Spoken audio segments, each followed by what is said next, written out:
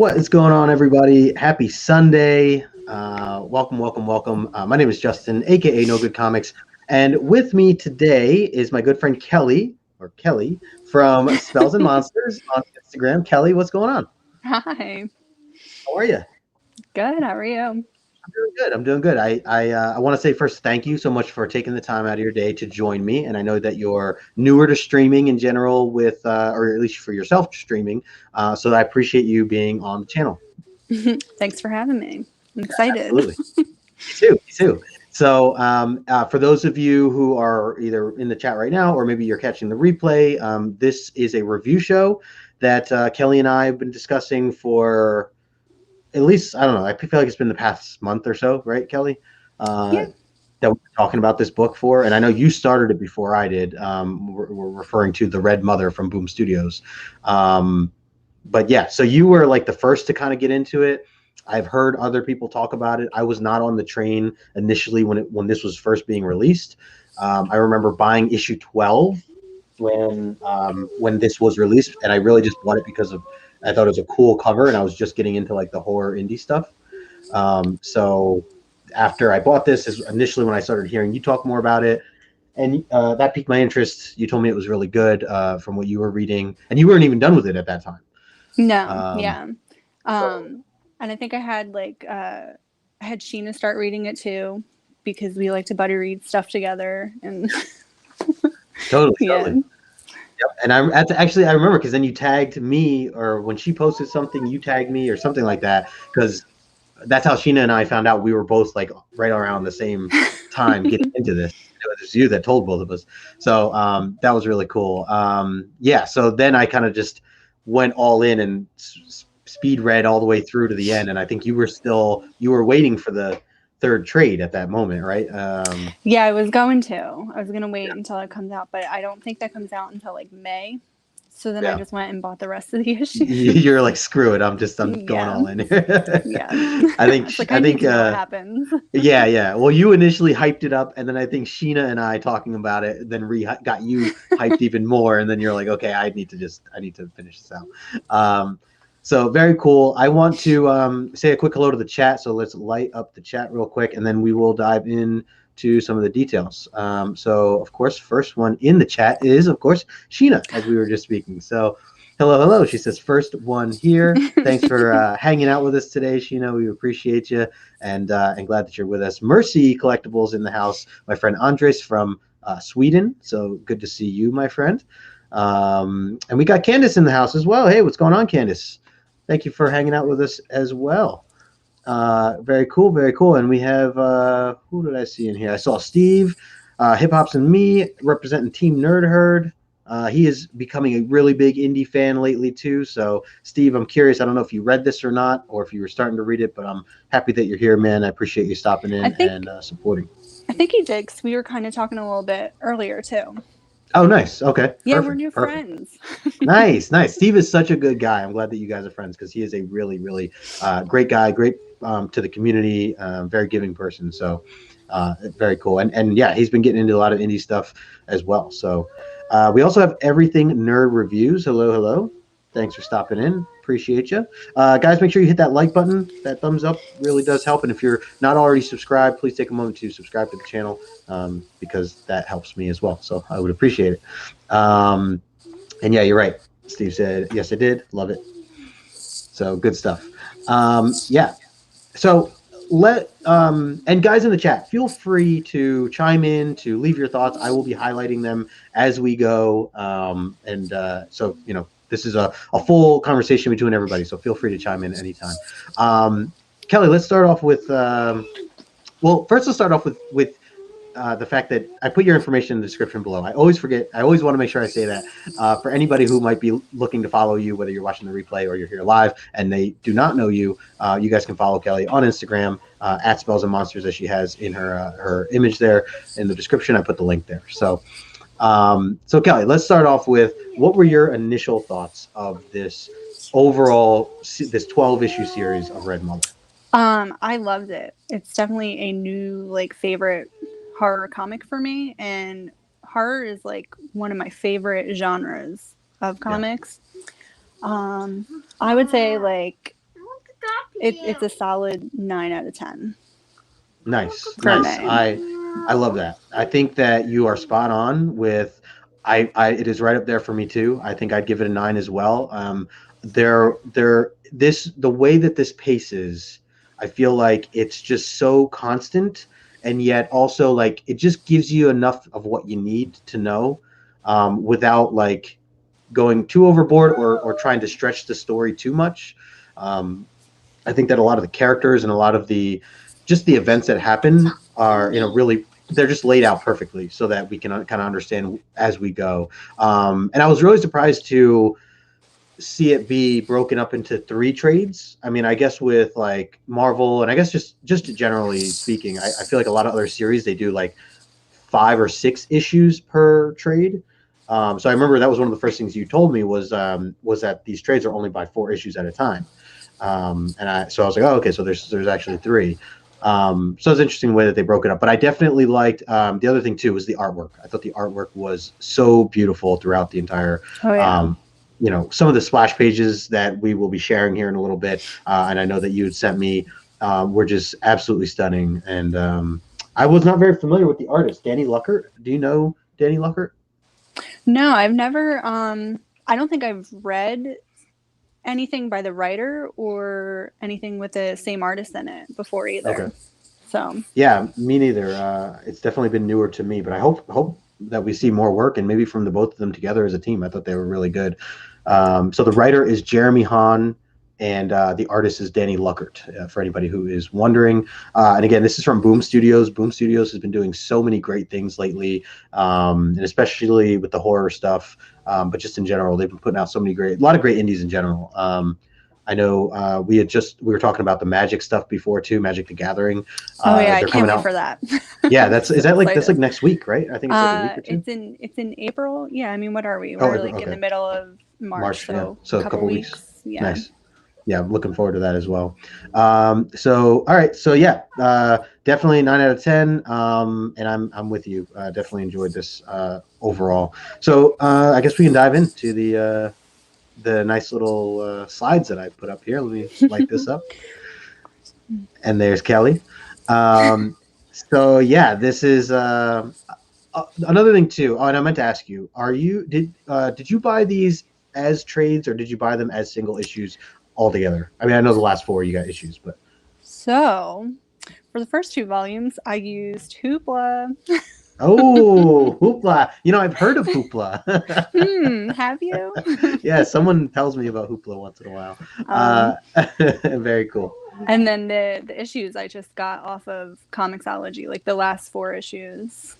Oh, okay? So you did buy them on Comixology? Yeah. Okay. Mm-hmm. Cool. Do you own any of the books physically at all? Did you end up buying any issues just for? No. Okay. I think I might though, because like the covers, I love the covers. They're awesome. Totally. I might go back to and grab them specifically for the covers. Yeah. So anybody that doesn't know, Kelly's been reminding me of Hoopla for a long time, and I've been stubborn and just not looking into it. And I actually downloaded it like middle of last week, and I still just haven't like connected it to my library and all this other stuff. So I still need to. I need to get on that. But it's cool that you're able to get those from Hoopla for free. So yeah, it has a lot of stuff. So you should really connect it. It's a good deal. Henry Smile, hello. Thanks for stopping in. So yeah, like I said, anybody in the chat, feel free to chime in as we go through some of these slides. Let me also just say that this is something that I have not. I've tried to keep it in order. It's fairly in order. Kelly and I were just talking about that behind stage, just kind of, as I threw this together. I put it together yesterday, and then this morning just found like a bunch more things I wanted to add. So, but we'll get through this quick. We're keeping this within an hour or so. So, and Sheena says that I'm missing out. I know. One day I will be on it. So let's dive in. So that's the first cover there, and we've been talking about the artwork. It's absolutely stunning. So here is where we kind of kick off. I mean, it's the couple here. We meet Daisy and we meet Luke. We don't know much about them. We understand that they are or they're talking about living together, right? They come out of this pizzeria or something like that, and they have kind of a romantic moment and are talking about moving in together, right? They're considering this anyways, and then they want to travel. Is that right? Yeah, I think her friend mentioned that she's going to like Sweden, and they were going to go travel together. Right. And then so that's where they're like, okay, well, if we do that, then we definitely should be living together. And they did it in a nice, cute way, like they were flirting and setting up the scene that they have been together for a little while now. They're not married or anything yet, but they certainly are willing to take it to that next level, which is just a good way to understand where they are kind of within the relationship. Candace says, I don't have a library card anymore, but I'm tempted to just Hoopla alone. You totally should. It's worth getting one just for Hoopla. Yeah. I just got mine not right before the pandemic. I got a library card from town. A lot of them you can just sign up online too. Oh, you don't even there you go. Oh wow, you don't even like you just get a digital card that works. So yeah, then so here we have specifically they're walking home during this. It's all like one evening, right? They're all on the date and everything, and as they're walking home, they get this like suspicious call out to this gate opening, and Luke, the boyfriend, is very curious. I don't know, like I'm not sure, like I don't know, if I was Luke, I wouldn't be going into this dark shadow or wherever this is. I don't know, I might. Well, I was just like looking into this. I remember reading this the first time around, and I was just like, I guess he's intrigued too, because there's like this, you could see it in red there, the screen. There's like a some sort of scream that's going on. So he's very curious. She's like, Luke, come on, let's just go. Like, let's not explore this. And then Luke says hi. Like I don't know. It's kind of interesting that I don't know if that's like he's just friendly and he's greeting this thing in the dark and doesn't know. But he says hi, and then they say and then out of nowhere he gets sucked in, and you can see on the right here, him screaming Daisy, no, and he's getting like all the way pulled in. I guess I would have at least, I don't know, stayed together, or I don't know. He separates himself. I don't know. That's, to me, it's too curious. I don't think I'd go in. Well, I don't know. I might. Yeah. I don't know. I would like to say I wouldn't, but I mean, at least go in together. Maybe you go in together, Yeah. I think that would be more likely. And then, because maybe it was someone who needed help. I'm not sure. Maybe that's what he was doing. That's true. No, that's fair. That's fair. I mean, I guess, and we don't really know the sound of the voice or anything, but if it just seemed like someone who was genuinely needing help, or they were hurt or something like that, I guess that is like the good Samaritan thing to do, is to kind of like, hey, check it out, but and then of course, so she follows right after, he gets pulled in, and then immediately after she gets swiped, which you can see here. I really like how they did this. Oh yeah. With her eye. And who or whatever this was literally ripped her eye out of her eye socket. So kind of gruesome stuff. It definitely got my attention for sure. Mm-hmm. I wanted to. Oh yeah. So Mercy was saying Comixology does not work as smooth outside of the U.S. Oh man, I'm sorry to hear that. Sweden, I know, is not fully on board with some of the stuff that we have yet for comic stuff. Yeah, I've heard that it's not. I think like U.S. and Canada get it, and some other countries get it, but it's not available everywhere. Yeah, and then also Candace is saying, really, I'll have to look and see if my library does a digital one. Yeah, you should. You definitely should. Doesn't he say like mother or something when walking into the tunnel? Yeah, I think he does. Yeah. I didn't get the screenshot of that, but yeah, you're right. He does say mother. So that makes me wonder too, like, is he hypnotized, or does he actually think he sees his mother? Right. Like, that's what you don't know. Like, did this entity get into his brain and is like pulling him into there? So. Right. No, it's a good point. And I like that she's like, oh, hell no. And even Steve here is saying horror rule number 1, don't go. I know that's rule number 1, but I don't like rules. Yeah, there you go. Ken is saying, don't talk to the darkness. It can only end badly. Yeah, perhaps. But you raise a good point that, I mean, look, it could have been somebody, hurt or something otherwise that you would want to check out. And I mean, they are in public. I mean, I know that it's kind of an empty street. You can see it's an empty street, but like, yeah, I don't know. I guess it's not so bad if you're in public like that. But anyway, so let's move on here. We get the police officers here. This is the next day after she's been assaulted, attacked from this event of her boyfriend going missing and her sitting, waking up again with a missing eye and being kind of questioned by the police. What did you think of some of these scenes here that I have here? So I did think it's like interesting that they like are kind of hinting at Luke being the one that stole her whole freaking eye out, which like Yeah. like, oh, let me just steal your eye and run off and go into hiding. Yeah, it's interesting because like that, just the fact that that's where their mind goes in general as police officers, as they put here. I wanted to make sure I had this part of the screenshot where she says, like, we don't know all the answers, but here's what we do know. We do know that someone assaulted you, hurt you, and now your boyfriend is missing. We are going to do everything we can in our power to find out what happened. And you can even see as she's like sitting up, Daisy's like, wait, what you think, and then of course the nurse comes in and everything gets interrupted. But, essentially she is kind of the one police officer is kind of hinting towards the idea that, like you said, the boyfriend is the one to have hurt Daisy and then ran off.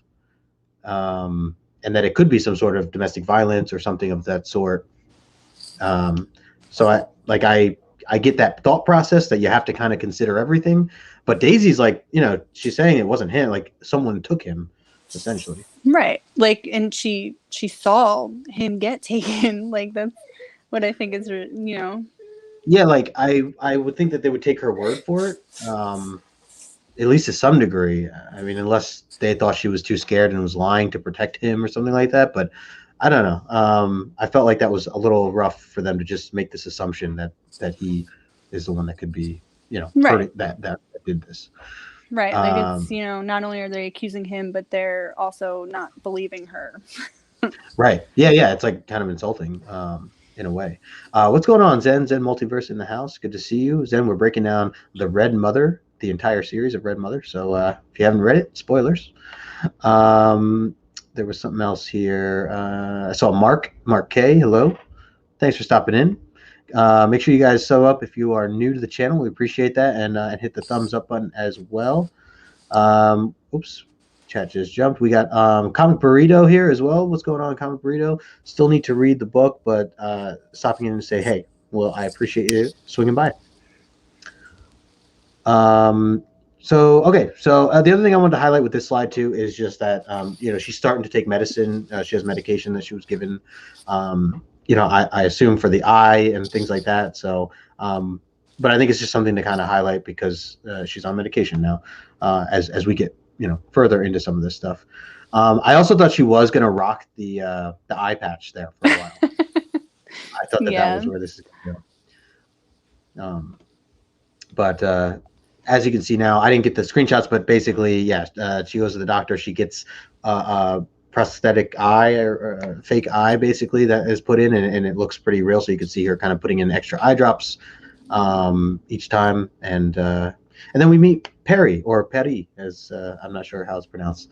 Can I just point out something real quick? Yeah, of course.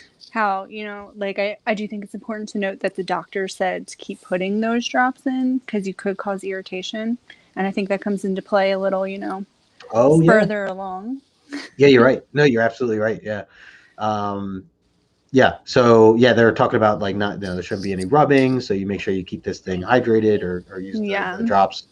Yeah, no, good call. What did you think about Perry here? This kind of initial meeting that we see, her storming in the door after they've been texting for a while. I know she's a traveler. It's kind of all we know. Yeah, I mean, I think it like throughout the story, Perry is always, you know, keeping in touch and checking in and making sure she's okay. But she is also, you know, like doing her own thing. It seems like, you know, for work, she reviews restaurants. That's what I got Oh, from that's right. it. Yes. So, Yep. I forgot you about know, that. like she's still trying to keep up with her own life, but it's nice that she checks in, you know, wherever Totally. she's at. And And she invites them. So that was the other thing that we see in the beginning is that or you mentioned it, that they're planning to basically go with Perry to travel with her, and then that's when this whole thing happens where Luke goes missing, and that the whole trip gets canceled for them anyways, and she goes on. So this is her just returning after her vacation, or not vacation, her her job, her work. So yeah, so she's she's the friend throughout this. That checks in on her from time to time. And then we have on the right, we have Dr. Green, who's like her therapist. And I don't know if she was seeing her before this whole event happened or she's seeing her now because of this event. But what were your initial thoughts on Dr. Green, Elena Green? so first I thought, you know, Dr. Green seems like a good therapist and, you know, is doing the typical, like trying to help her recover from this and talk about what's been going on and dealing with everything. Mm-hmm. Those are my thoughts from the Yeah, beginning when we first meet her. right, right. Yeah, no, you're right. It's it doesn't seem like anything out of the ordinary. She just seems trying to help her out in any way. We also learn a little bit about Daisy and how she's into puzzles and things like that. I don't know if it's necessarily in this first early issue, but we do get a little bit of a background of like what Daisy was doing for work and some of the things that she likes doing. And now she's not working. She's just taking time off, obviously, because of this event that has happened in her life. I thought it was a good way to kind of give a little bit of a background to Daisy without having to go in detail otherwise, just using this character, Dr. Green, to kind of explain details of her past. So let's jump forward here. So this is the first time that we see this monster. And these are some of your favorite panels here. So what did you think of this?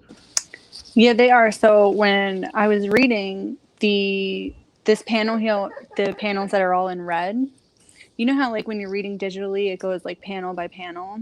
Mm-hmm. So first I I love was that. like, I was doing it panel by panel, and then the thing appeared, and it legitimately scared me. Yes, yes, I love that. That's what I love about the panel to panel feature. I tell people all the time, like that's what's so great about the digital stuff, right? Because you can get that type of surprise. It's like a cinematic vibe. Right. And actually, that's what I think the whole like red tones too, like, when you're Yeah, watching a scary movie, you have like music and sounds and stuff that start to get you like into that, like, like mood that you're going to get scared and your heart starts racing. So, like, reading this, I liked it because they did like the red tones and everything. And that's when I was like, oh man, something's going down. And like, I yeah, think it made it like more, I don't know, like I felt more into it and more scared than normally with like other horror comics. totally. And this was where, I mean, I think this ended the first issue overall. If either the first issue or like I think it was like part of the splash page because again this is the first time we get to see this creature. But yeah, definitely made me jump. Candace saying that's terrifying. Yeah. Jumps. Yeah. Yeah. Yeah. I love the panel to panel. Feels like a movie indeed. Yes, totally cinematic to do the panel to panel feature. If you guys are not familiar with the digital reading, definitely recommend that. I know we mentioned Hoopla before. Kelly, I forget if you tell me, does Hoopla have the feature? Oh yeah, you read it on there, Yeah. so Yeah. you So do get the Hoopla, you can panel. do it with that on Hoopla. Perfect. And I think I said the only thing I didn't like about like Hoopla compared to Comixology is that Comixology you can just like tap the side of like the page and it turns the page, but Hoopla you have to like swipe. Oh yeah, so I didn't even know that. When you told me that, I was like, oh, like I've been swiping on Comixology this whole time, and now I'm starting to just do the tap. I'm like, oh, look at this, check this out. Like so much more Convenient. So yeah, good call, good point. Sheena says I texted Kelly and I was like, hell no. Imagine that thing standing over your bed. F that. I had to watch some funny cartoons after I saw that, so I could keep sleep, so I could sleep. Okay, yeah, that is awesome. That's what I love about this, and that comics can do that. Like it had this effect. Like I feel like some people that aren't into comics might look at this as like, oh, how could one be scared of a comic book or get that scared feeling? And I think that this is like just clear and obvious proof that it can happen, that you can get those types of feelings from a book like this. Oh yeah, definitely. There's only one other comic that like really, really scared me like this one did, and that was Gideon Falls. Because it kind of has like, but I think it kind of has like similar, like with the colors and stuff like that gets you like set into that mind space. Absolutely. Absolutely. And there's some big splash pages that jump out at you there too. Oh yeah.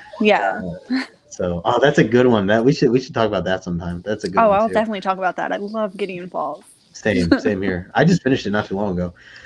For the first time, so definitely good. Oh well, I guess the last issue just came out not too long ago. We could talk about all the indie horror that you want. Totally, yeah. I hear you.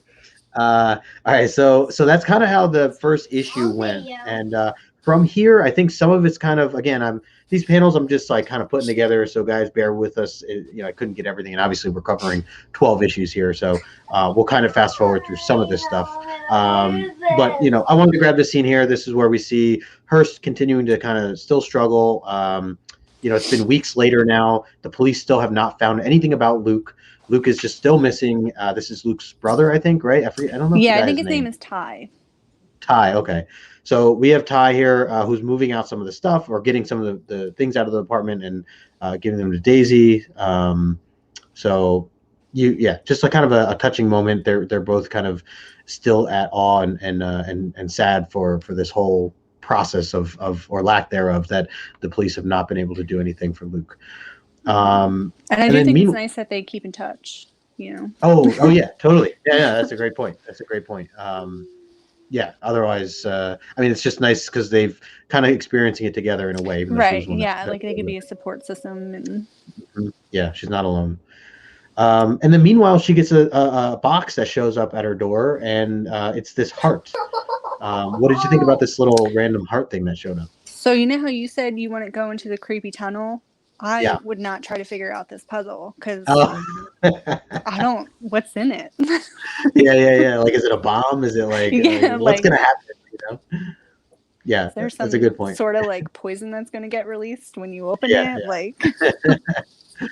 Well, and it's interesting because it first looks like almost like a rotary phone in a way. Like it looks like some old school, like I don't know, maybe those are like buttons that you can dial or something like that. It's definitely vintage, right? Which I think they highlight. Mm-hmm. They say it's like old. Yeah, I think they say it's like from like the Victorian era. Okay, yeah. Sheena said Gideon Falls is so good, and she's here for it for sure. So she gets this puzzle that she ends up like tweaking with, and as I mentioned earlier, we learned that Daisy has this background in designing puzzles, and she's intrigued by puzzles. So this to her was like, she's like, okay, yeah, like. And meanwhile, I'm looking at this like, how does this tie into the Red Mother, and what is that? The big ghost thing, and like, is this its heart? Like, what is this heart? Right. Like that's the thing, and then you're like, was this sent from the Red Mother? Like, that's why. I wouldn't try to figure it out. Yeah. And there was no like return label or anything like that, so she couldn't like figure out, who it came from. So we fast forward, she ends up breaking that box open, she figures out the puzzle, and then all that's inside is this little note that says Leland Black, and it has a phone number. So that's where it led. She felt very like excited. You can see how pumped she was for like figuring it out. She was recording it too. That was the other thing. And it was not easy. This was like over the course of like the whole issue, I think, or maybe two or something, where she was really like fiddling with it. I think she like left her apartment and came back to the apartment. Like she was, like it took her some days to figure it out. Yeah. And then I just put here Leland. We meet Leland shortly after. She ends up calling the number, and it ends up being Leland, and he is intrigued or interested in her work. And so this is him on the right here. He's very welcoming. They had set up a meeting, kind of a dinner, and he's very presentable and lively and upbeat. What did you think about Leland? I mean, first thoughts, he definitely seemed like some like over the top artist who, like I felt like his character fit what he was saying to her about being like an over the top artist with it. He wanted to make this interactive exhibit made out of puzzles that he's going to do, like art pieces with, and she was going to do the like puzzle work for. Yeah, the design. And I definitely like, he seemed like an interesting character. Yeah. I didn't, since this is spoilers, I didn't think anything shady about him when I first. Right. No, same here. Same here. It all made sense, right? It all made sense once he started to once he talked to her on the phone and explained himself here in some of these dinner scenes, like everything you just said, like he's like, look, I'm working on this really cool project. I've heard about you. I think that your work is great. You've proven yourself because you did the puzzle I gave you. And that also gives us a sense of like, all right, Daisy's like looked at as one of the best in her industry, in her field. She's well respected and she knows her stuff, and she just figured this thing out. And this guy definitely, he has a little bit of an ego, but he's definitely in a friendly way. He seems like a big shot in a way, but in a nice way. He's not like a jerk. Right. Like he doesn't seem like a jerk at all. And he definitely, like he gave her a test and she passed it. So he really wants to like genuinely work with her on this project. Exactly. Yeah. Sheena says, I have to go to work. I'm already 40 minutes late because I wanted to hang out and support my friends. Much love to both of you. You're killing it, friends. I need more of these. Thank you so much, Sheena. Thanks for stopping by. That is later. Yeah, that is commitment. I know. I remember her saying that she was going to. Yeah. So, all right. So we meet Leland. I wanted to throw these in here because there's this scene with this creepy old lady. Yeah, that was definitely so like that scene kind of creeped me out, like because I was reading it and like she was just standing there and she waved and Daisy like was like hi, and I was like, just I put myself in that situation, like I'd be a little like weirded out if somebody's just standing across the street waving and like, who is this person? And then she reaches at her, like she actually and then that's where she starts to talk like really weird, where she says she sees you, she says, and she's like, excuse me, like she's like, oh, your eye. What did she say? Did you see here, or did you see me here? I can't really read what this is, but she eventually talks about the eye, and then she refers to the Red Mother by saying, she sees you and she's reaching for her, and you can see at the bottom right here, Daisy falling into the water, and she ends up running off. Right, and I think that's the first time that somebody brought up the Red Mother to her. Right, was when this, this happened. Yeah. So. Yep, I don't think we saw it any time really before this. Yeah, I don't think so. Henry, I'm drawing Batman Hush scene while listening to you guys. Awesome, it's relaxing. Cool, very cool. So let's see all right. So we get this creepy. So a little flash forward, then we get back to there's several scenes with Dr. Green, and again, I think it's a good tactic or good way that the writer can continue to build story, but without having to do flashbacks or anything. Like it's just a good way for the story to unfold and get more knowledge on Daisy and kind of what she's going through here. Mm-hmm. And like you said, the first time around she was fine, but here, Dr. Green seemed like a normal therapist trying to just help. But then, of course, we see this one panel on the right here, or these panels where she's, saying that we'll see you soon, and she goes to leave, and you just see that door go red. What did you think of that? So I was like, well, either she just got attacked by that creepy figure, or she's in on this. Yeah. Yep. So. Yeah, it was definitely eye-opening, and the hint that we get this now. Well, either that she's in on it, or it did cross my mind for a second that is she being attacked in some way, but yeah. Ultimately, I think I thought kind of how you were saying that it's more of just that there's something shady about her.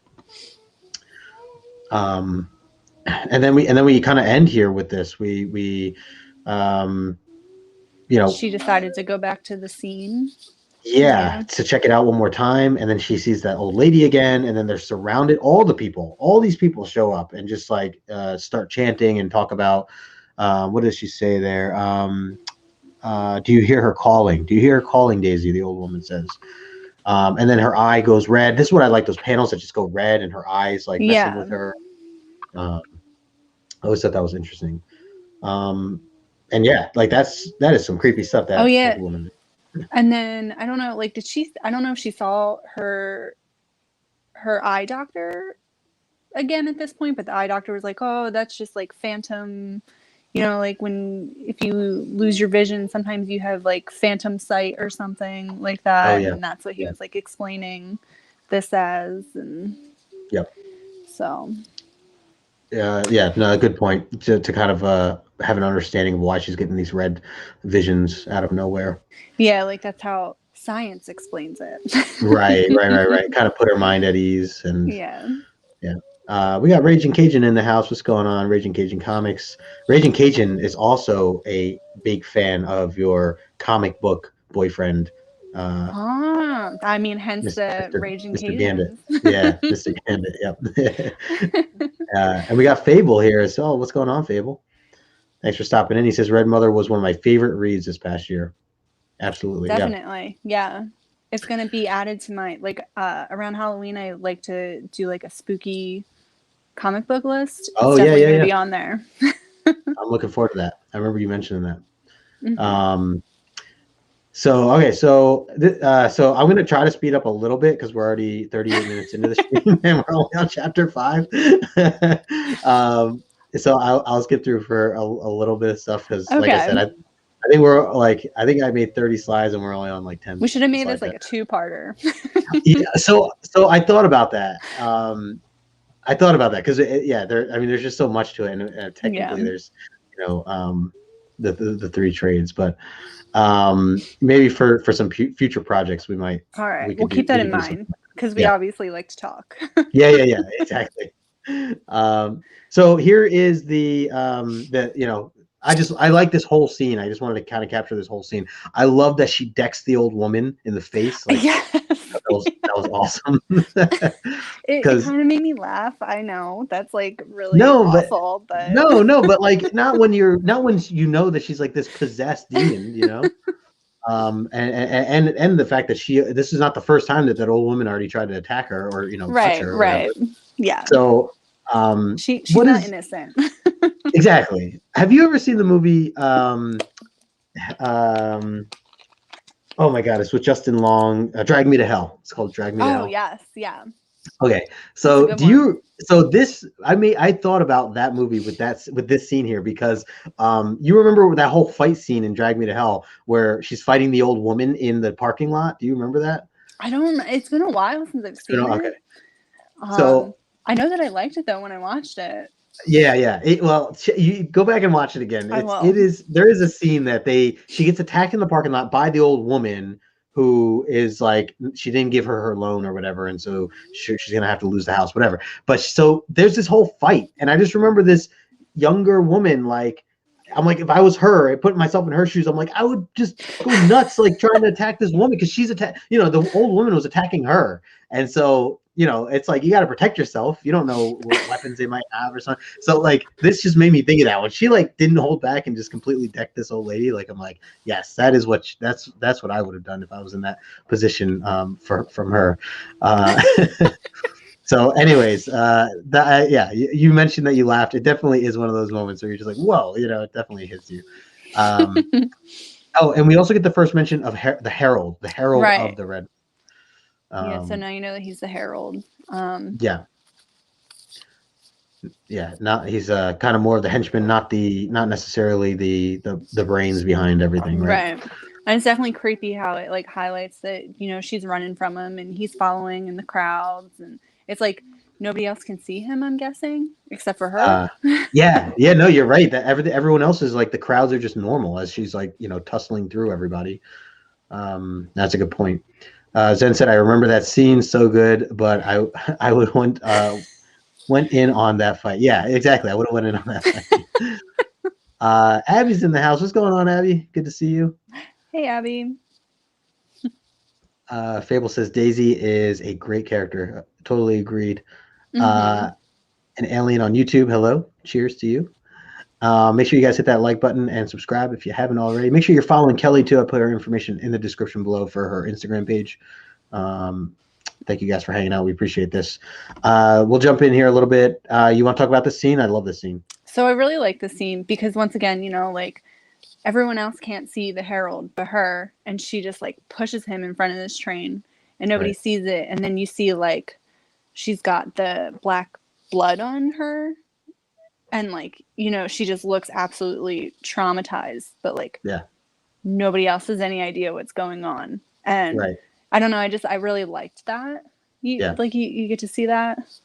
Totally. So yeah, and just like the fact that like, okay, like, hey, like maybe we killed this monster. This thing is, gone now. It did explode, which I wonder if people can see all the ink on her, or I guess black blood, or whatever you that's call what that. I'm calling. I don't know. It could be ink, but I'm calling it blood. It's right, blood. He Yeah, it's right. exploded. Yeah. And I mean, but like that one bottom panel, you could see some of the people in the background looking at her. Top of my hair, okay? So right, but I don't know if that's more because like the action of her looking like she's pushing somebody, and like if they can't see it, they're like, "What's she doing?" Like, yeah, just kind of because she is just like staring, like it does. Yeah. Like, they're like freaked out by her. Yeah, really cool set of panels here for sure. Kind of skip through this. This was just one last goodbye. This is where she decides now. Leland, as we mentioned before, has offered her a job, but it's in another country. Where is it at? Do you remember what? She's London? going to London. Yeah, London. Okay. That's where he's like opening this exhibit. Right. So basically, she's saying goodbye and letting them know that she thinks this is the right move for her to go off to London. And when she's in London, she meets a new man. Our boy Ian. What'd you think about Ian? I mean, I liked him. He seemed like he was funny, kind of cheesy, like so. Yeah. No, totally. And I think it was good for her to like move on and Right. Yeah, especially with everything going on. It's kind of like she left everything behind her and right. Starting fresh. Right. It's that whole like storyline of like, just moving forward, leaving the past behind you. And that's what she's trying to do. Yeah. Yeah. And again, somebody who we weren't getting any, I mean, he seemed like a nice guy. He wasn't shady in any way. Right. And I just remember thinking, I didn't trust, like, through this whole thing, I trusted no one. Like, everyone was like, right. You seem nice. But then I'm like, I don't know, though. I don't trust any of you. Yeah. Totally. Yeah. Especially once we started seeing like the Dr. Green with the room lighting up red and things like that, all that stuff made me start questioning everybody. I do remember thinking like, I'm glad that Ian's in this. Like, it seems like this is what she needs right now. I like their kind of flirting back and forth, and it was just like friendliness, Also, I really like her. I think this was her social media account is Puzzle Me Daisy, which I thought that was cool. I wanted to add that in here. So yeah, and then speaking about like not trusting people, this is kind of after the bar scene, one of the bar scenes, where she's hanging out with Cordy, yeah, who is like someone she's working with, right? Kind of like the assistant of Leland Black. Yeah. So it's like a coworker, but like one of her friends. Yeah. And then it was all that, the group of friends that were all there, which I think they all kind of work together. Yeah, me too. Right? Yeah, I think I don't know. I'm not sure though. I think they all work there in some capacity. Way, yeah, and I remember seeing that top scene on the left where I just was thinking, okay, good. She's with a group of friends. She's like in public, even though it's laid out and they were drinking, it's okay because it's cool. Oh, and even there was this. I don't think I got the scene, but there was a scene where there was this man in the shadow. Yeah, that was standing. You remember that? And then one of the guys were like, "Hey, get out of here, you freak!" and like threw a bottle at him. So that little scene, that's probably a big scene that I probably should have put in here, but like that in a way really tricks, like plays with your mind because you're like, okay, these guys like they got her back. They have her back. They're gonna protect her from any weird, creepy thing that's in the shadows, you know. But then of course on the right hand side you get this creepiness. So Yes. yeah. Yeah. Where it's like they're all kind of part of. I was referring to it as a cult. Like, yeah. The I think cult you of nailed the it. Red Mother. Mm-hmm. I think you are spot on there. Because yeah, especially the way they're talking, they're like, see her. They keep saying, see her. Yeah. Like, who talks like that, you know? Fable saying, I love horror comics, but they rarely scare me. This book genuinely creeped me out. Oh yeah, definitely. I'm the same way. Yeah, I'm the same way. And like I said earlier, the only other one that like really like gave me nightmares or made me like I like yelled a couple times reading was Gideon Falls and this one. So great. So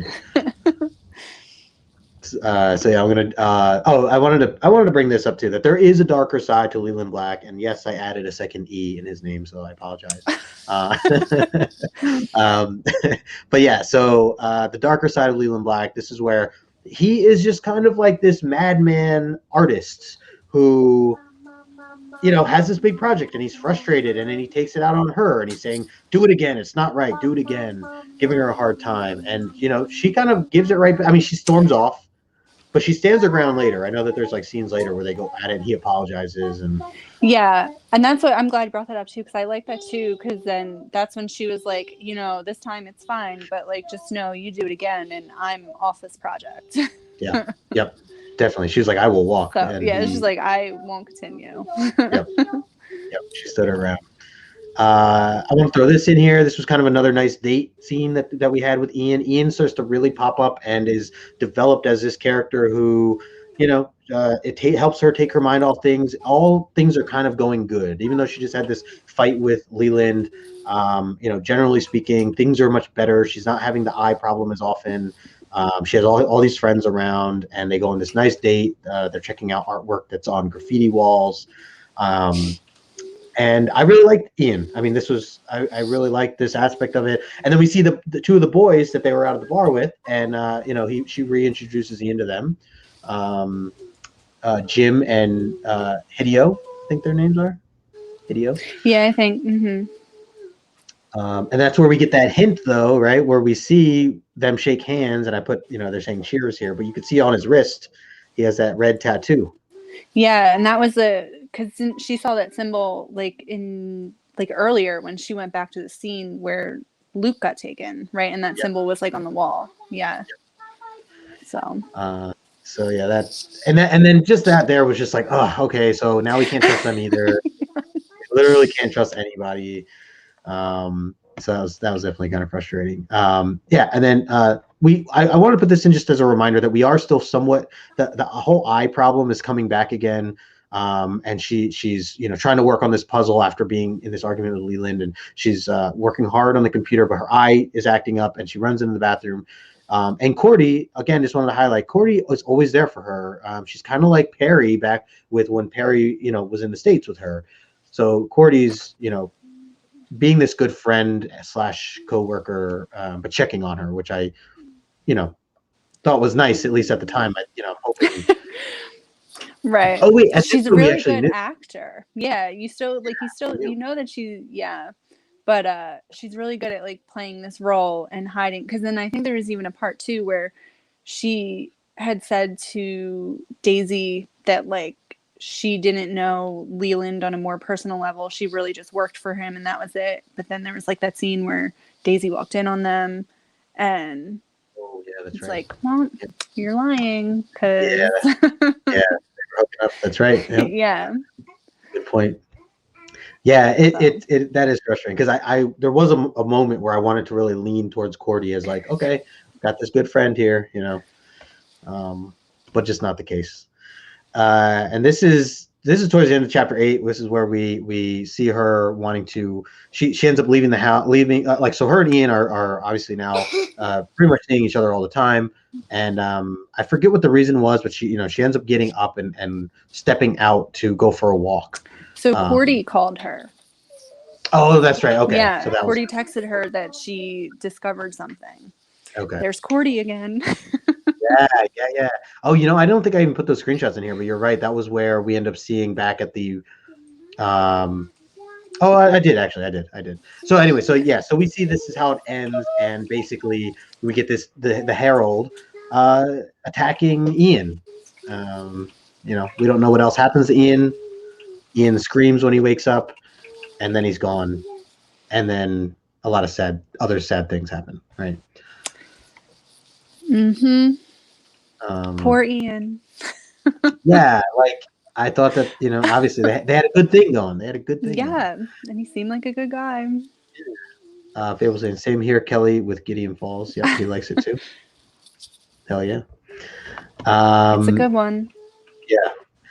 So fast forward a little bit, Ian is pronounced dead, right? Is this from Ian's No, grief? so that's actually earlier from Oh, when they did the memorial service for Luke. Luke. Okay, all right. And I put this actually one on. really liked this because, like, how we talked about how that was supposed to like symbolize her moving on and Oh yeah, moving forward. Like, this kind of foretells, like, nope, I'm gonna follow you. right. No matter where you go, I will be there. Yeah, Well, I love the artwork. It's so beautiful. yeah. Just the way the sky is and everything is. I think I mentioned to you before we went live that I would love this as like a poster. I think would be so cool. Oh yeah, it is. It's great. I'm a big fan of splash pages. I know there's some people who don't like them, but I like the opportunity for like the artist Yeah, to tell the story. absolutely. And yeah. No, so true. Yeah, so that's a beautiful scene, and it's in the wrong context of this slide, so ignore that part. But but we get a little bit of putting Luke to rest there. There it is. It's all right. You So said it wasn't in order. yeah, I clarified. That's true. But Abby jumped in late. So I don't know. Maybe she's wondering. There you go. We keep referring back. Yeah, I gotta defend myself here. Okay, so then we get these attacks, and it's really the second attack. I mean, these are two different moments, but I threw them both in. They were really close to each other, though. They were, right? I thought they Yeah. were. Mm-hmm. She gets attacked first in an alleyway, and she ends up getting away. Later, the other attack that happens here is with Cordy at the actual museum that they work at, and she cuts her up pretty badly. Cordy gets cut up pretty bad here. This was from she the phone. was hospitalized. Yeah. Oh, yeah, that's right. From her attack. Because then, like, there's that scene in the hospital, and Leland shows up, and right. So, yeah, that's right. I forgot about that. Leland shows up too to kind of give her his support and everything. Yeah. So we don't know who this is, though, right? Or at least not. No. So I think, like, you don't really know who he is. Like, you do see his face, and then he's just a guy saying that he's trying to end it, like, to stop the Red Mother. Right. And he had that, like, weird, like, needle thing on him. Mm-hmm. That after Daisy got attacked, she found that, like, needle and that little, like, idol thing that was in the other puzzle that Leland gave her. Oh, yeah. The That's one right. that, like, has never been solved by anyone. Yep. So I forgot about that. Yeah. Oh, man. Okay.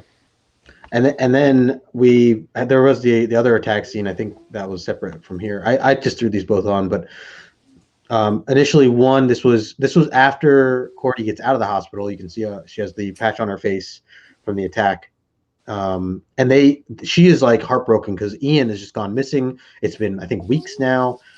He's not answering any of his phone calls or text messages. She's tried to visit his house several times. This is the first time they actually go into the house. And Cordy just kicks the door down. Yeah. I love that. Yeah. Like, I'm like, she does not play. Yeah. So yeah. And then of course she's just like, wait, what? Like, she's like stunned. What do you think's going on? Yeah. Like, what do you think is going on in Daisy's head right now? Like, do you think that she thinks like something bad happened to him, or do you think that she thinks that he left, that he just wanted to leave? I don't know. I feel like she might just be thinking that like he just wanted to leave because like if something bad happened to him, it would probably be like his furniture would at least still be in his apartment, and so like she's probably just thinking that he left and didn't say anything to her, Right.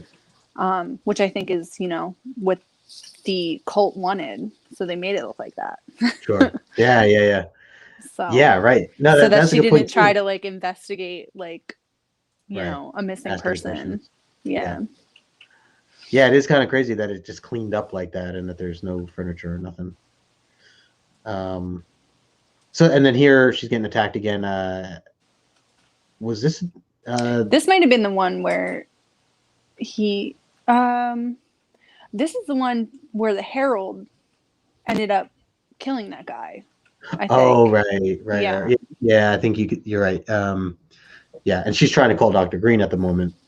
Yeah, to say because she was having episodes and she wanted to do like a video chat, and then she went like off the grid Right. for a few days. Yep. Because like when she woke up, she had like 74 text messages or something. Oh yeah, that's right.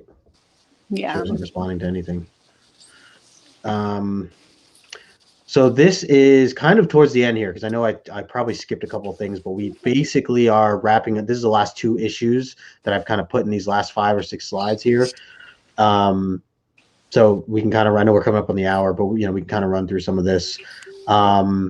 But the big shock here was out of nowhere, Dr. Green was invited by Leland Black to come over to London and actually be there in person. Mm-hmm. I was kind of surprised about that, right? I mean, yeah.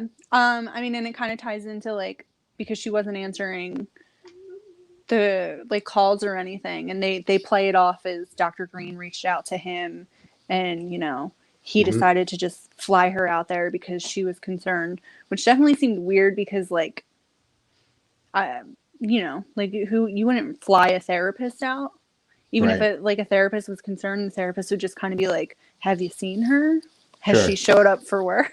Right. Some simple questions first. Like, not like, I'm going to come all the way to London to check on my patient. Right. I'm on the first flight. Yeah. Yeah. I mean, maybe there, I shouldn't judge. Maybe there's some out there who would do that. But if they're running a whole practice, they're probably not going to do that. Yeah. I would say maybe it's one of the really expensive therapists that, you know, have very high-end clients. Yeah, maybe they only have like a few clients. So yeah, and they're expected to just get on planes at any time. Yeah.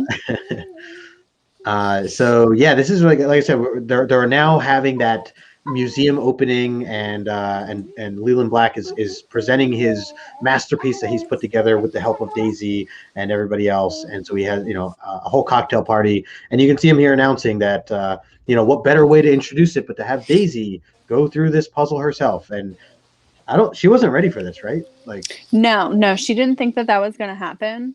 Yeah.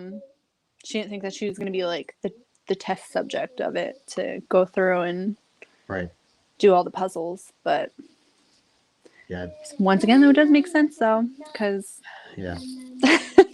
she likes puzzles and she helped create it. And and she even says that, she's like, you know, I designed this thing, you know, she's like, yeah, I had I kind of she said, yeah, kind of a cheat though. I did design this thing. So yeah, she's like pretty confident, like, okay, I'm gonna figure this out, I'm gonna go through it, but sure, I'll go through your little thing. And it's interesting because the whole thing is red. The room is red. As she walks through with this iPad or whatever that she has to use. But I mean, they're also like wearing red clothes, and some of them have like accents of red on their clothes, which I don't know. I'm learning that I like colors, like color symbolism. In comics. Absolutely. So I think that was cool. Yep, absolutely. And then, so now she's going through this, and she gets to the other end of it, and boom, you have this giant room full of what looks to be a crazy cult. Yes. This was the cult of the Red Mother. This was huge. This was like, and you see everybody. Yeah, like everybody that was there, they're like all in on it. And the old woman is there. Even. So it's like all these people that were in her life, and she's just like, what? Like, I love that scene, like her eyes like squinting, and she's just hit with like a shock of like what is going on here when they remove their hoods. Mm-hmm. I mean, but like you also see that her fake eye is turning red. oh yeah, good point. So Yep. It's like something is happening here, something else, something unexplainable, I guess you can say. And then I like that Cordy still comes over. She's like kind of trying to talk to her. Like, I know, she's like, look, like, you got to go with us here. Right. Like they're trying to convince her that she's destined for something bigger. Yeah. Look at Leland's face there at the bottom. Like, she's just like, because I do think that they, like they genuinely believe what they're doing is right. Yeah. So they don't think that they're really doing anything wrong and that she is made for this bigger purpose. Yep. Yeah. It's so scary with some of these cults like this. Yeah. But all right, so now keeping with the red theme, this really got me where I'm just like, oh my gosh, out of nowhere. They keep saying see her, then they all take these blades and stab jam it into their eye. Ugh, gets me every time. Yeah, and then it like fills that like thing with the heart in it, which I don't know. Like, I'm wondering, was that Ian's heart? Yeah, you're right. I think that I feel like they did hint something to that effect of bringing back Ian or something like that. I don't remember if there was a moment, but I don't know if it was his or if it was like Luke's heart, because Luke was bonded with the Herald. Right. Well, so I have that. So here, and we'll go back to the other one, but here is a shot of Luke. We actually, I remember thinking like, oh my gosh, this whole time, now we finally get to see Luke again. And he's like whole. Yeah. At least from like what this looks like. But like even that at the bottom, you see Luke, his hand coming out of the mouth of the Herald. Really creepy stuff. Yeah. And then that's where she like she's saying that she's gonna go freely because they'll set Luke free. So he can like I guess move on to the afterlife or that's right. Whatever. Yeah. I wanted to bring this panel back up again because I just wanted to point out, I know this is one you sent me to on the right. So beautiful that splash page right there. Yeah, like it's very creepy, but it's gorgeous. And you see that like they talk about how she's like a god, like the Red Mother's a god. And I know that they like mentioned that there's 3 others, like there's 4 in total. But in this, she almost looks like what you would think would be like an alien creature from like a different planet or, Yep. So, but I love that. Like this too. This could be a poster. This could totally be a poster. Oh yeah, definitely. Even like the leaves that are falling around are red, like these red leaves. Very scary. So then we get the actual like confrontation of the two where the Red Mother finally is like actually there and talking, and we get to really see the Red Mother. And this is where the whole eye comes into play. Red Mother takes it from Daisy. That's kind of this scene, right, where she's like biting her eye out or whatever it is. Yeah, like she's like sucking the eye out of. I don't really know what that was. Yeah, because then she spits it out. Yeah. I'm like, okay, like. And then like now she's trying to take over Daisy's body. Yeah. But Daisy, she's not having that, right? She's not having that. Nope. They even like make out for a second, like that. Yeah, because that's when she's like trying to. It looks like she's trying to, like, I don't know, infest her. Oh yeah, I see. Like the thing coming out of her into the. This is very creepy. But my other thing is like, if she needs this body, like what's wrong with her own body? Her body, like she's complete. She looks completed on the left. So that's what I wonder. Like, I definitely would like more of the series, more background and everything. But to me, I'm thinking because she mentioned being stuck in this realm. So I'm wondering, like, maybe her body is like tethered to this realm, and Daisy is her ticket into like, Earth, Earth realm. That makes sense. Yeah, no, that makes sense. I could see that.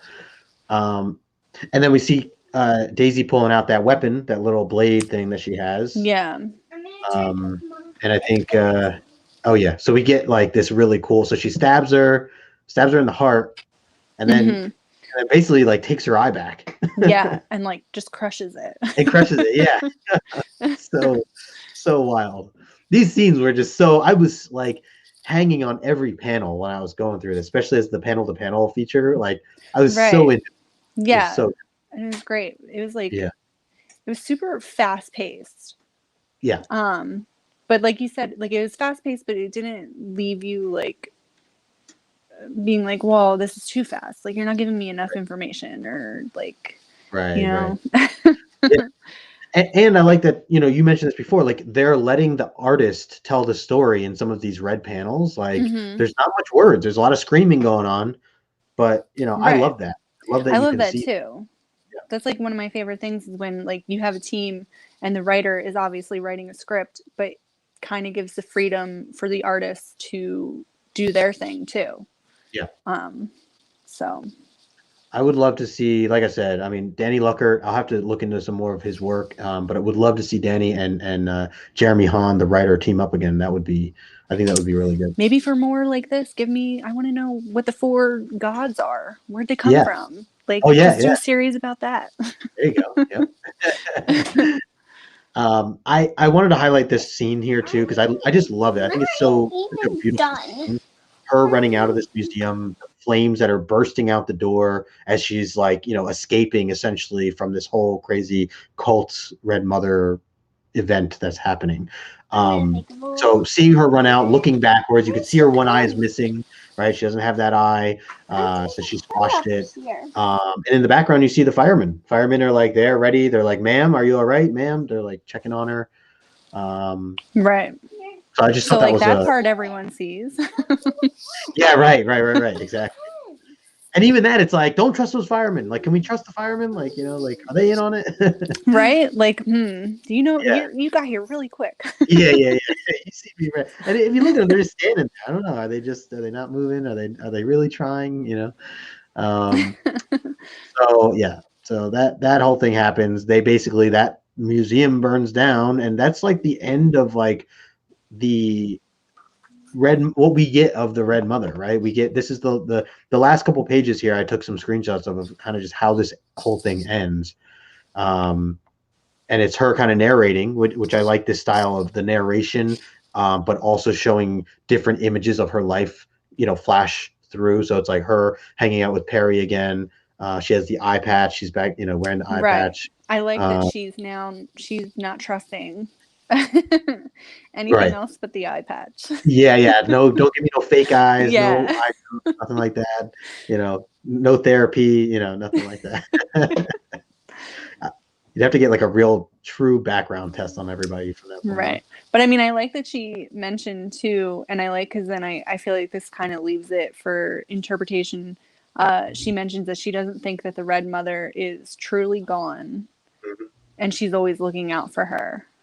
Yep. So, good point.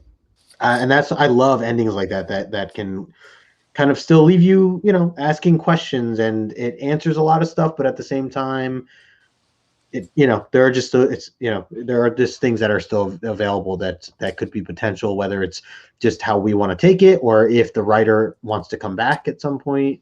right, like they can. Right. Wanted to see Fables here says, I'm always looking forward to Luckert's work in the future. He says, I'm also looking forward to Luckert's work. Fix his name, what he said.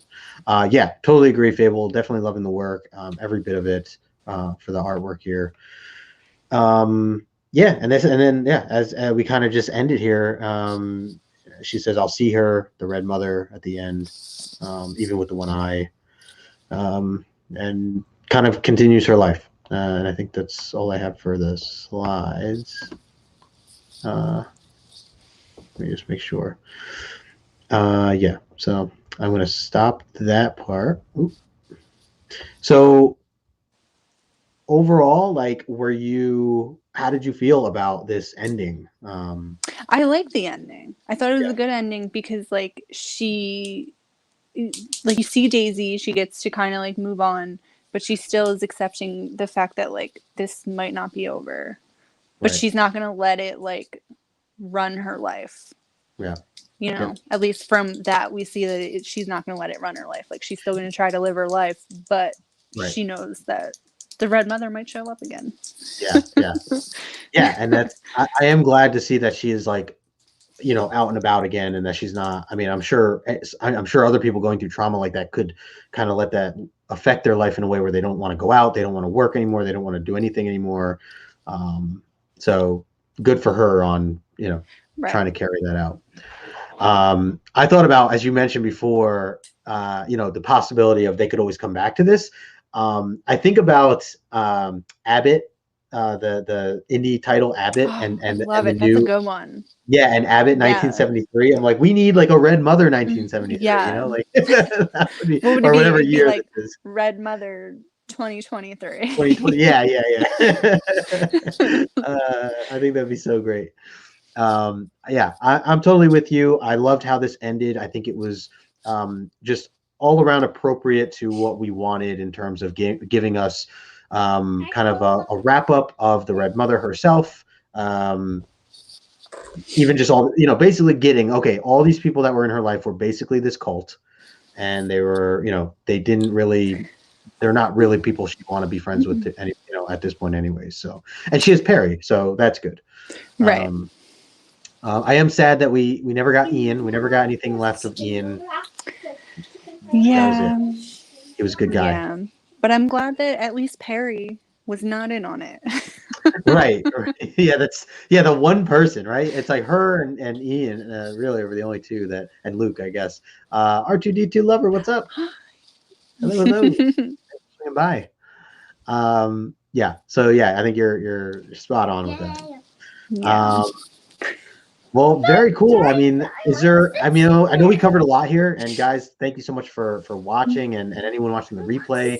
I hope that we were able to kind of cover the majority. Obviously, we're talking about 12 full issues, kind of all broken down into 1 hour or so. So, Kelly, is there any other thoughts that you wanted to add on to what we had mentioned? Is there anything that I'm forgetting here for Red Mother? No, I think we pretty much, you know, went over the main points and everything. Agreed. Is this something you think you'd go back and read at some point? Oh, definitely. I could like I'll probably do it around like Halloween time, and I would definitely read it again. Totally. It's gonna be on your list, right? It is. It's gonna make my list because I loved it. I thought it was great. Totally. I'm with you. Well, very cool. Again, I wanted to big shout out to everybody that was watching. I see Zen here just saying awesome breakdown. Thank you so much, Zen. Appreciate that. Everybody who was in the chat, we really appreciate you. And you know, maybe we'll do some more of these at some point. This was kind of just we threw some stuff on a wall and wanted to throw some ideas around, and you know, it worked out really well. So I would definitely like to do it again. Yeah. Oh, totally. I had a lot of fun. Thank you for doing this with me. Thank you for getting me into Red Mother, because you were one of the people who really like inspired me to check it out. So thanks for kind of buddy reading it. Yeah, totally, absolutely, and I'm always down for something like that. Thank you so much, Candace. She says, great review, guys. I enjoyed it. We appreciate you hanging out with us today. Before we wrap up, I do want to say, make sure, first of all, that you're following Kelly if you're not already. I know I mentioned that before. Information is in the link below. Also, Kelly, you want to share with the people a couple things? I know you want to talk a little bit about. Yeah, I just wanted to shout out real quick, since, you know, we were talking about indie comics, and I'm assuming everyone wants to support indie creators. I just wanted to shout out a comic. It's a fantasy comic called Ennead, and it's by I don't know. Did you see it? Yeah, isn't that a cool cover? Let me play up here. So this was from issue 1. This was from the first campaign, and it's by J.L. Johnson Jr., and he's doing his second Kickstarter campaign. And like, if you like fantasy, this is great. Like, he's doing a lot of world building. There's different like races of characters and stuff, and politics, and like he's got a great team of like he's got a good artist on the main one, and he's doing like sides. Sorry, my daughter just stole my headphone. Okay. But he's doing like side stories and stuff too. And Oh, like this cool. is just a All black look and of white. the like of Very the cool. interior. Mhm. But I highly recommend checking it out. Okay, I put the link in the or I just dropped the link in the chat. So anybody Okay. here, I forgot to put it in the description, but I will add that to the description afterwards. But here's the link again, guys, to what Kelly's talking about here. The Kickstarter. What it's Ennead? I mean, I Ennead. pronounce it Ennead, All right, but I yeah, guess okay. Yeah, I wasn't sure. Yeah, Ennead, the ruler of the nine, it's the ruler, rule of the nine. a Yeah. rule of the nine of the on the road again. Nice. Yeah, that was Um, the yeah. I think that's the name of the second issue. But he does like side stories and stuff, and okay. I call them side quests. Yeah, yeah. But he's doing like it's like huge world building, and like I think he's even doing his like own language. Oh, cool. Whoa. So yeah, Cool. like it's How, great. how did you come across his work? So somebody posted it. Like somebody posted it in their story, and I really, Uh, really like fantasy. So yeah. I wanted to check it out. Grace, can you stop for 1 second, please? And like I looked into it and it looked really cool, and then I backed it, and like I started talking to him on Instagram and stuff too. And yeah. Cool. So like but when I read the first issue, it's really good. So Nice.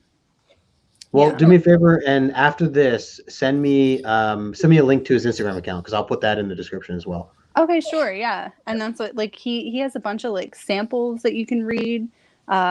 There's like a digital site that you can buy the first issue on to read Oh, and nice. stuff to check out now. So Okay. yeah. I feel like it's really blown up where like websites like Kickstarter, and I know there's other ones too, but that are giving indie writers a real shot at putting a project together. Writers, artists, creators of all kind. So it's cool to see and hear that you came across this and were able to explore it as a Kickstarter project. And yeah, I'll have to check it out. Zen says Yeah. yes to indies. What's up, Copy 801? What's up, Copy? Says popping in to say what's up. I will catch the replay. Yeah, appreciate that, man. Cool. Very cool. Anything else coming up, or any other platforms they can find you on? I know you're mainly on Instagram. Is that right? Yeah, I'm pretty much only on Instagram. Okay. And Yeah. this was the first live I ever did. So Yeah. yeah. Good stuff. You survived. I So- told you. I told you survived. There's Sith Lordly in the house saying, "What's up? What's going on, chat?" Thank you for stopping in. We're just wrapping things up. So yeah, there you have it, guys. We just talked about the Red Mother. Hope you guys enjoyed it. Thank you all that were in the chat and hanging out with us. Anybody that's watching the replay right now, we truly appreciate you guys taking the time to do so. Yeah, thanks everyone for watching. Sorry. Absolutely. Yeah, no. And I encourage to please make sure you are following Kelly, Spells and Monsters, over on Instagram. Information is in the description below. I'll also add that Kickstarter project to the description shortly after as well. So you make sure you check that out. Hit that thumbs up before on your way out. Subscribe if you haven't already. And yeah, we'll talk again soon. Kelly, maybe we can plan something and we'll do another read of some sort, and maybe we'll break it up into some trades this time and do like a couple shows or something like that. Sure. Because I feel like I didn't give it full justice because I know there's just obviously so much, detail, and I skipped some things. So that's all right. Yeah. Sith just said he followed. So there you go. Oh, thank you. I appreciate it. Appreciate that. Cool, guys. Well, thank you again. Hope you guys all have a very happy Sunday afternoon, or wherever if this is afternoon or morning for you. And until then, we will talk to you soon. All right. Bye, everyone.